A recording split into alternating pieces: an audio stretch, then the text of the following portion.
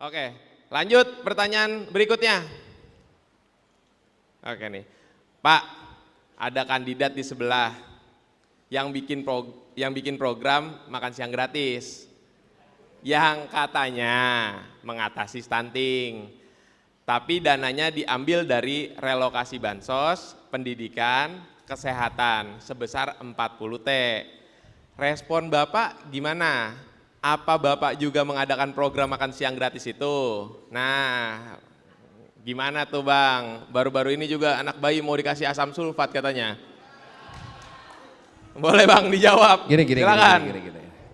Gini. Menangani stunting itu tidak pada usia sekolah. Menangani stunting itu sebelum ibu hamil. Ingat-ingat nih, sebelum ibu hamil. Jadi kesehatan calon ibu itu sudah harus dipikirkan. Calon ibu nih, baru calon ibu. Dan calon ibu itu membutuhkan itu tadi. Apa tadi yang disebutkan? Satu adalah zat besi, dibutuhkan sekali. Zat besi. Zat besi dapatnya dari mana? Ya, dari daging, dari makanan. Kemudian yang kedua adalah yodium. Kita tahu yodium. Yang ketiga asam folat. Asam folat itu didapatnya dari tanaman, bukan di bengkel. Nggak ada asam folat itu. Bukan asam sulfat berarti ya? Asam folat. Asam folat. Okay. Nah, itu diberikan lewat apa? Pemberian kepada ibu hamil. Lalu dipastikan kami membuat di Jakarta, saya lihat nama programnya, kita membuat nama programnya itu, saya izinkan saya mengenalkan di sini. Ya. Ini bersama-sama kami hadir, pertama Bapak Habib Abu Bakar Al-Habsyi, Pak Habsyi. Kemudian Ibu Nihayah, ini dari PKB, dan istri saya Ferry Farhati. Siap, Ibu Ferry. Nah, pada waktu itu ketika kami bertugas di Jakarta, beliau memimpin sebuah program namanya Bagimu. Bagimu itu yang menurut kami di PKK di Jakarta, apa itu? Bahagiakan anak, beri gizi yang cukup, dan satu lagi adalah stimulasi anak. Jadi stunting itu tidak cukup hanya dengan gizi. Berikan kebahagiaan, berikan gizi, berikan stimulasi. Dari situ baru anak itu akan tumbuh dengan baik.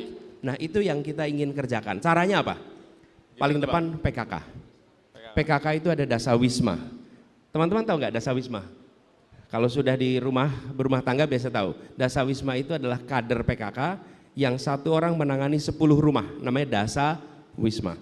Lalu 10 keluarga ini dipantau dan mereka yang mengadakan program pemberian gizi untuk ibu hamil, pemberian gizi untuk anak usia dini, dan stimulasi yang tepat untuk anak usia dini.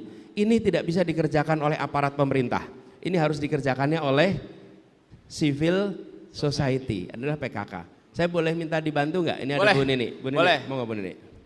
Silakan Bu Nini, boleh kasih tepuk tangan. Selamat pagi semuanya. Kita berasa muda ya Pak Presiden di tengah para generasi muda. Oke, saya ingin menambahkan soal stunting. Kebetulan saya diwakil Ketua Komisi 9 DPR RI yang menangani salah satunya soal stunting. Salah satu hal yang terpenting adalah soal pendidikan parenting. Jadi ada kasus suami istri ini dokter, tapi anaknya stunting. Kenapa bisa seperti itu? Karena anaknya ini yang merawat adalah pembantunya. Pembantunya tidak dipinterkan. Akhirnya diberikan gizi yang tidak seimbang. Yang kedua adalah betul kata Pak Presiden tadi bahwasanya kita harus mulai menata sebelum menikah. Salah satu problem terbesar perempuan sekarang, anak muda sekarang adalah persoalan anemia.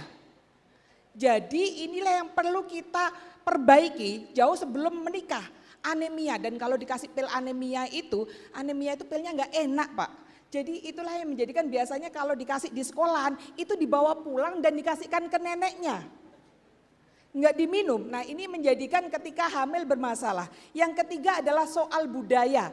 Budaya seperti apa? Kita budaya timur masih sering berpikir bahwasanya yang harus mendapatkan makanan bergizi, makanan yang enak itu adalah suami.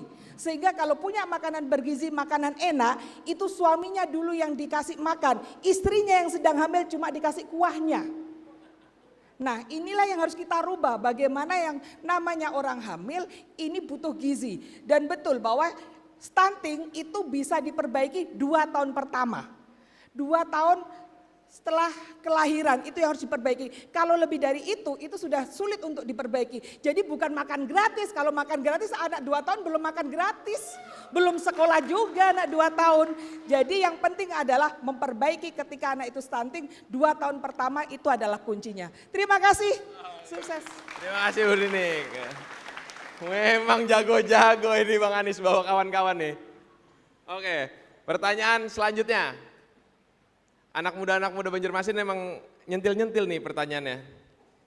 Bang Anies, Prabowo, Menhan, Menteri Pertahanan nih, mengirimkan bantuan kapal rumah sakit TNI AL di jalur Gaza Pak Anies. Dan juga menyumbangkan dana pribadi, dia kutip pribadi Pak Anies, sekitar 5 miliar. Nah tadi kan Pak Menhan yang ngomong, ini jubirnya ngomong nih sekarang, itu jauh lebih konkret dan bukan cuma doa dan ngomong doang. Nah, sebagai pihak yang berorasi waktu itu hari Minggu, ya Bang Anies silahkan direspon. Ya, memang betul. Kalau memiliki kewenangan maka bisa pakai kewenangannya. Oke? Kalau tidak memiliki kewenangan, maka milikilah sumber daya yang ada pada dirinya untuk berjuang bagi Palestina, tapi tidak tinggal diam. Oke? Ya.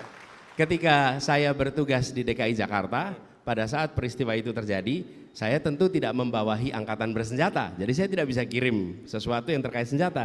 Tapi apa yang terjadi? Semua JPO di Jakarta, jembatan penyeberangan orang, Bundaran HI, Monas, semuanya setiap malam dicahayai bendera Palestina mewarnai seluruh Jakarta. Oke? Jadi semua orang di Jakarta itu kalau lihat Bundaran HI langsung ingat Palestina.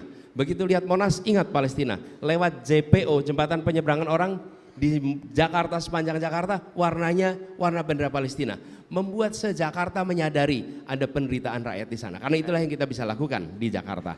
Dan menyumbang uang, memang kami tidak punya banyak uang, tapi saya ingat waktu kampanye Pilkada 2017, pasangan saya waktu itu Pak Sandiaga Uno. Pak Sandiaga Uno adalah seorang biliuner.